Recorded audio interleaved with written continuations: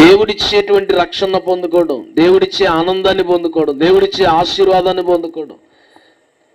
గనుక మన జీవితంలో, మన బ్రతుకులో ఈ విషయాల్ని జ్ఞాపకం చేసుకుంటే, ఇక్కడ రాయబడిన మాట కీర్తనకారుడు ఆ మాట చెప్తా ఉన్నాడు. 15వ కీర్తనలో ఏమంటున్నాడంటే, పిన్నలనేమి పెద్దలనేమి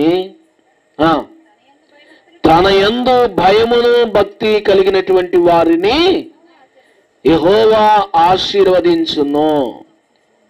యెహోవా మిమ్మును మీ పిల్లలను వృద్ధి పొందించును. దేవునికి మహిమ కలుగును గాక. హల్లెలూయా. నిన్ను నీ పిల్లలను దేవుడు ఆశీర్వదించాలని తపన కలిగి ఉన్నాడు. ఇప్పుడు దేవుడు బిడ్డలు ఇచ్చాడు. ఆ బిడ్డలను ఇప్పుడు ఏం చేయాలంటే పెంచడం మనం నేర్చుకోవాలి.